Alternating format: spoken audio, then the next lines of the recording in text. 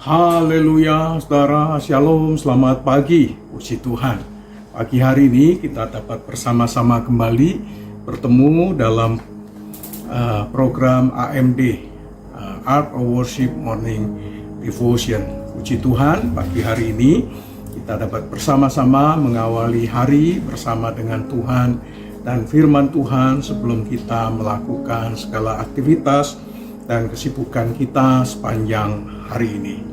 Sebagaimana sudah saya sampaikan di hari yang lalu, ketika saya menyampaikan bagian pertama dari perikop Lukas pasal 2 ayat yang ke-41 sampai ayat 52, kita bersama-sama akan memasuki poin yang kedua hari ini. Sehingga hari ini saya akan menyampaikan bagian yang kedua. Setelah beberapa waktu yang lalu kita membahas ayat 41 dan 42. Sekarang kita akan membahas ayat 43 sampai ayat yang ke-47. Mari kita berdoa bersama-sama. Bapa di surga, kami mengucap syukur untuk pagi hari ini. Terima kasih untuk kesempatan dan berkat rahmat-Mu yang Tuhan limpahkan dalam kehidupan kami sepanjang hari yang telah kami lalui dan juga sepanjang hari yang akan kami jalani. Kiranya rahmat dan anugerah-Mu menyertai kami pada pagi hari ini. Berkati firman-Mu dan berkati AMD pagi ini, dan kiranya menjadi berkat bagi anak-anak-Mu dimanapun mereka berada. Kiranya Tuhan berbicara kepada kami secara khusus pada bagian yang kedua ini. Di dalam nama Tuhan Yesus Kristus kami berdoa. Saya akan membacakan firman Tuhan dari ayat 43 sampai ayat yang ke-47. Dengarkan baik-baik firman Tuhan berkata demikian. Sehabis hari-hari perayaan itu, ketika mereka berjalan pulang, tinggallah Yesus di Yerusalem tanpa diketahui orang tuanya. Karena mereka menyangka bahwa ia ada di antara orang-orang seperjalanan mereka. Berjalanlah mereka sehari perjalanan jauhnya, lalu mencari dia di antara kaum keluarga dan kenalan mereka. Karena mereka tidak menemukan dia, kembalilah mereka ke Yerusalem sambil terus mencari dia. Sesudah 3 hari mereka menemukan dia dalam bait Allah. Ia sedang duduk di tengah-tengah alim ulama sambil mendengarkan mereka dan mengajukan pertanyaan-pertanyaan kepada mereka. Dan semua orang yang mendengar dia sangat heran akan kecerdasannya dan segala jawab yang diberikannya.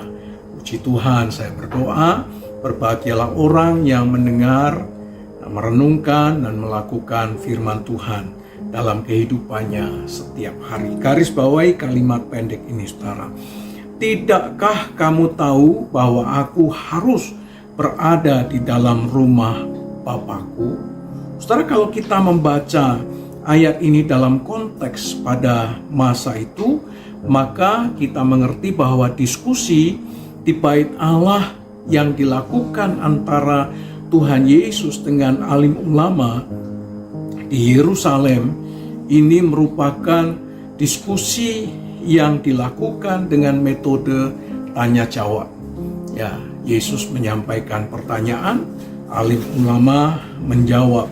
Demikian juga sebaliknya, alim ulama mengajukan pertanyaan, Yesus menjawab. Di sini kita melihat bahwa metode dialog atau metode diskusi sebagaimana yang dilakukan oleh Yesus dan alim ulama ini disebut juga diskusi rabinik atau diskusi atau dialog rabinik. Nah, saudara, para ahli Taurat ya terkenal bukan karena usia Yesus Kristus, ya. Para ahli Taurat itu bukan terkenal, tetapi terkesan itu bukan karena usia Yesus. Usia Yesus pada saat itu masih 12 tahun.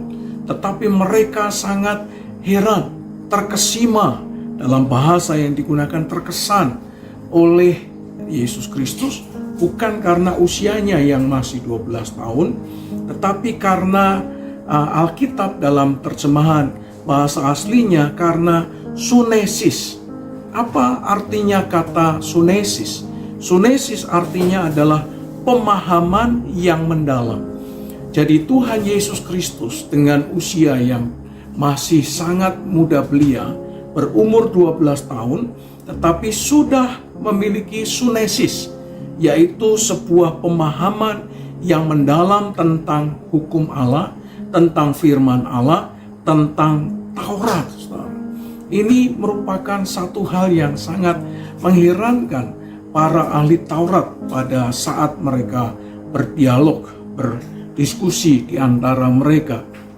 Saudara, anak berusia 12 tahun biasanya hanya mendengar saja.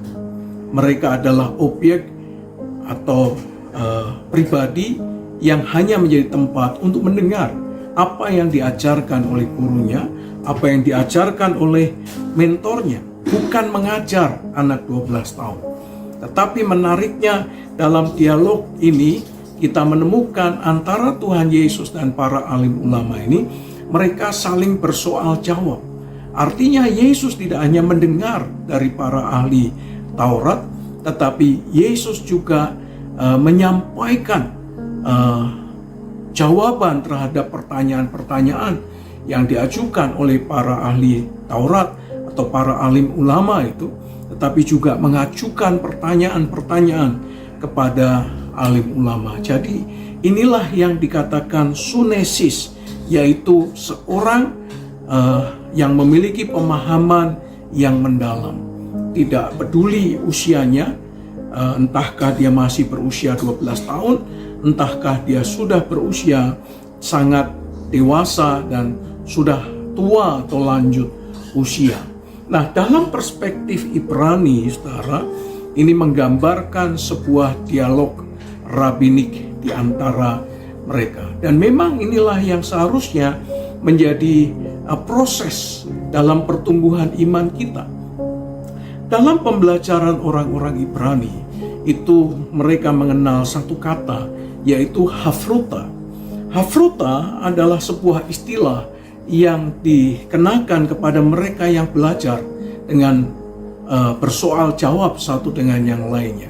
Yang satu menyampaikan pertanyaan, yang satu menjawab, yang satu menyampaikan pendapat, yang satu meresponinya. Dan inilah gaya belajar dari orang-orang Israel atau orang-orang Yahudi, yaitu hafruta. Mereka mendalami materi dengan sambil bersoal jawab. Mereka mendalami hukum, mereka mendalami Taurat sambil bersoal jawab. Demikianlah seharusnya dalam home yang kita lakukan. Seharusnya kita bukan hanya objek sebagai pendengar semata, tetapi kita juga adalah orang yang terlibat dalam percakapan, dalam diskusi, dalam pembelajaran firman. Sehingga kita juga bisa menyampaikan pendapat kita yang bersumber dari hikmat Tuhan untuk menjadi berkat bagi mereka yang mendengarkan. Demikianlah kita bertumbuh bersama-sama dalam pengenalan akan firman, bukan sebagai hanya pendengar saja, tetapi juga meresponi firman oleh karena hikmat Roh Kudus yang menyertai kita. Sehingga kita sama-sama bertumbuh di dalam Tuhan, dalam kebenaran firman, dalam bagaimana kita menggali firman. Kita sama-sama mengalami pertumbuhan karena kita saling memberi, kita saling berbagi, kita saling sharing dari apa yang Tuhan anugerahkan melalui kehidupan kita. Saya berdoa, saudara, kiranya kita, umat Tuhan, bukan hanya mendengar saja, tetapi juga meresponi firman itu dengan memberikan respon melalui pernyataan, melalui diskusi, melalui dialog, sehingga pernyataan kita atau jawaban kita membuat orang lain juga diberkati. Oleh karena itu, saling memperkatakan firman, saling menyampaikan firman, ini merupakan sebuah gaya hidup yang dilakukan oleh dialog rabbinik maupun dalam kehidupan orang-orang Yahudi dengan hafrutanya. Dan saya berdoa kiranya di AOW ini juga kita bisa saling bertumbuh satu dengan yang lain karena kita saling berbagi firman kepada orang-orang yang di dalamnya kita ada di dalam kelompok. Nanti setelah bulan Februari ini kita akan membagi kelompok-kelompok dalam home rumah-rumah yang sudah dipersiapkan oleh penatua, diaken, oleh majelis, agar kita bisa saling bertumbuh dalam kelompok-kelompok kecil itu. Kita melakukan hafruta, kita saling berdialog, kita saling berdiskusi, kita saling berbagi dengan firman yang kita terima, yang kita tangkap. Dan jangan pernah merasa kecil hati, karena sesederhana pun kalimat yang kita ucapkan akan tetap menjadi berkat bagi mereka yang mendengar. Dan bahkan kalau kita sampaikan itu dengan iman, akan membuat orang yang menerimanya dibangkitkan imannya dan mengalami pertumbuhan di dalam Tuhan.